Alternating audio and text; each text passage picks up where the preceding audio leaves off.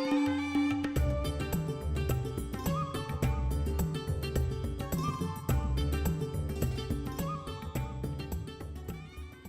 students, I am Purabhi Das, teaching in Kendriya Vidyalaya Sector 8 RK Puram, Delhi. Today we are going to discuss the chapter Principle of Inheritance and Variations, under which we are going to discuss the following topics: Law of Segregation, Law of Independent Assortment, Test Cross, Law of Incomplete Dominance and Co-Dominance. Earlier, you have studied about the first law of Mendel, that is, law of dominance. Let's start with our discussion from law of segregation. Now, as you see in the picture, there is a cross between purple and white flower. The purple is dominant, having the genotype capital P, capital P. The white recessive, having the genotype small p and small p. Now, during gamete formation, each of these alleles get separated, and then these two alleles get together during hybrid formation. So, each gamete receives one allele. And so, these alleles they separate during gamete formation. The analogy can be seen during the process of meiosis. Let us recall meiosis that you have studied. Now, during anaphase 1, as you know, that the chromosomes, the homologous chromosomes get separated. In the same way, when the Mendel studied in the second law, the law of segregation, the two alleles get separated. Till now, we talked about the monohybrid cross. Now, let us see what happens in dihybrid cross. What is the meaning of dihybrid cross? Dihybrid means the plants that are differing in two characters. So, we cross a plant which differs in two characters. Mendel, in his dihybrid cross, he considered two characters. The one, the form of seed, whether it was round or wrinkled, and the color of cotyledon, whether it is a yellow or green. Now, when he crossed the two plants, what was the result? Let us see and analyze the result. In the F1 generation, what he found? He found all yellow round. So, the yellow round dominant, and the genotype is written as capital R, small r, capital Y and small y. Now, the next step that he did to raise the F2 generation by self-pollination. What was the result? Now, when we draw a Punnett square and analyze the result, we see that the dihybrid ratio which was obtained was 9:3:1, of which the 9 were yellow round, the 3 were green round, the 3 were yellow wrinkled, and only 1 was green wrinkled. This result can be depicted in the form of Punnett square as shown in the picture. So, now let us have a quick summary of the dihybrid cross. The parents, which are represented by capital R, capital Y, capital Y for the round yellow color that was dominant, and small r, small y and small y for the recessive character, and that is wrinkle and green. So, the gametes after fusion produced the F1 generation, which were all round yellow, capital R, capital Y and small y. Now, let us see what were the results. So, what you found in the cross? Now, you found that there are two types parental and two types new combination. Now, what were these parental types? The yellow round and green wrinkled. And what were the new combinations? The yellow wrinkled and green round. So, what he concluded? That the inheritance is independent and there is random assortment of chromosomes. That means there is random alignment of the chromosomes. Now, this can be very well understood with the help of meiosis. Let us recall meiosis, where there is a separation of homologous chromosomes, and then during the metaphase and the anaphase, there is alignment of the chromosomes. So, there is the same analogy which we can find in the dihybrid cross. So, are we in a position to give a statement for the second law? Yes. The second law is the law of segregation, and the third law, the law of independent assortment. We can state law of independent assortment as the follows. the inheritance of one trait has no effect of inheritance of other, caused by genes shuffling or random assortment of chromosomes during meiosis. We have studied about the homozygous and heterozygous conditions. But have you ever thought how to find out the genotype of a heterozygous condition? Because the heterozygous condition can be written as capital P or capital P small p. So is the technique, we call it a test cross. So basically a test cross is used to determine the unknown genotype of a dominant phenotype. So it is crossed with a homozygous recessive. Here is an example. A white color flower which is recessive having small p and small p is crossed with a dominant phenotype, and that is purple color. Now this purple color, it exists in two conditions. Heterozygous conditions, the capital P and capital P and small p. Now we have to find out that whether this phenotype exists in heterozygous condition or homozygous condition. Now to test this, we cross the white flower with purple flower, first with a homozygous condition and the next with a heterozygous condition. Now let us see what happens.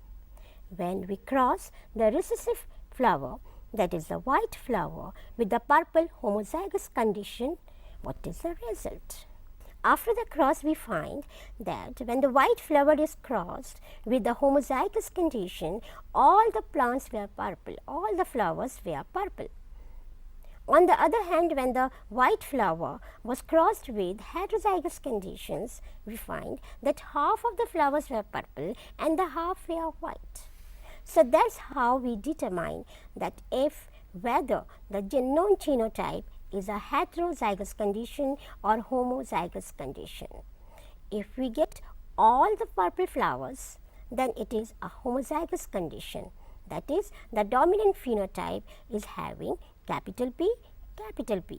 On the other hand, if we get 50-50, that is half of the flowers are purple and the half of the flowers are white, then that means it is a heterozygous condition and the dominant phenotype is having capital P and small p. Now let us study a very interesting phenomenon that is called incomplete dominance. Now this shows an interaction of genes. Till now you have studied about the law of dominance, where you studied that a particular character is dominant over another character. But now this is a very interesting phenomenon which has been observed in a 4 o'clock plant and snapdragon, where there are two kinds of flowers, the red and white. When this red flower and the white flower were crossed, let us see what were the result. In the F1 generation, what happened? Oh, we got the pink flowers. Now what is the reason of having the pink flowers? According to law of dominance, it should have been red flower because red is dominant over white. What is the reason of having a pink color? Let us find out. Now we get a pink color in the F1 generation. That means the red is not completely dominant over the white. Instead, an intermediate color has been obtained. Now when you look into the checkerboard, if the egg is represented by capital R and the white represented by small r and small r, the pink color that obtained has a genotype capital R, small r. But in the F2 generation, we get the plants 1 red, 2 pink and 1 white.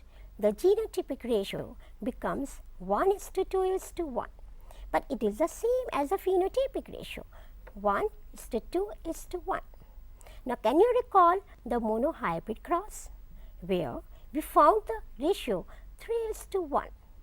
So this is a different kind of interaction, where we find a different genotypic ratio, a different phenotypic ratio, but the genotypic and the phenotypic ratio are same in the case of incomplete dominance.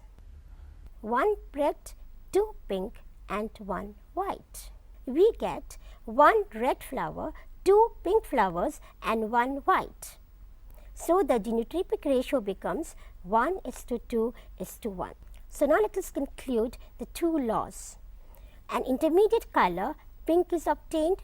Second, no specific gene for pink flowers. That means, why the pink color obtained? Because there had been no specific genes. The red was dominant and the white was recessive, but the pink color was an intermediate between the red and white. So the law states that the dominant phenotype is not completely dominant over recessive and intermediate color is obtained. Now let's have a very interesting phenomenon which is called codominance. Initially you have seen that in incomplete dominance, the red color was not completely dominant over the white and we got an intermediate color. But in this particular case, which is a genetic mechanism which operates in ABO blood group of men, the F1 resemble both parents. That means both have equal share. So they are controlled by a gene of 3 alleles, IA, IB and I. So this particular character here having 3 alleles instead of 2. So it is a case of multiple allelism. So what is the difference between the incomplete dominance and codominance? In the case of incomplete dominance, an intermediate color was obtained between the red and white. But in the case of codominance, both the dominant alleles, they shared each other and they produce a new phenotype. They both express themselves. Now let us have a study on the genetic basis of blood groups which are found in men. Now in men, there are 4 blood groups, A, B, AB and O. Now let us see what are the genotypes of each of these phenotypes. The blood group A has the genotype IA, IA or I capital A small I. These are the alleles of the blood groups. The B blood group will have I capital B, I capital B or I capital B or small I. Now let us see the AB blood group. AB blood group has the genotype capital IB, capital IB. On the other hand, the O blood group will have both the alleles in the recessive condition. That means when both the alleles are in recessive condition, then we have a different phenotype and that is O blood group. Now let us come to AB blood group. So the AB blood group in the antigen on the RBC has both the antigen for A and B. So it is a universal recipient. So this AB blood group is a new phenotype which was produced by combination of the dominant allele of A and the dominant allele of B. Now if you look into the picture, you can clearly understand that the 2 dominant alleles IA and IB, they are present together. Both expresses and the new phenotypes AB. The new phenotype AB has a different kind of alleles. They have got different kind of alleles as compared to type A and type B. So after studying all this, let us summarize the differences between codominance and incomplete dominance. In the codominance, both the alleles show their effects. On the other hand, incomplete dominance, both alleles blend their effects. And in the codominance, there is no blending of effects. Now let's have a quick revision of the topics that we have studied. The 2 alleles controlling each character separate during gamete formation. Second, the dihabit ratio is 9:3:3:1. The test cross help to find out the genotype of unknown dominant phenotype. Incomplete dominance in the F1 shows intermediate color. And codominance, the ABO blood group, the new phenotype appear. Now try this to check your understanding. What is dihabit cross? Dihabit ratio is 9:3:3:1, true or false? What is the purpose of test cross? The phenotypic ratio in incomplete dominance is an example of codominance in man is, and the 2 alleles separate during formation. So that's for today. In the next episode, we are going to discuss with the topics chromosomal theory of inheritance, linkage and recombination. Thank you.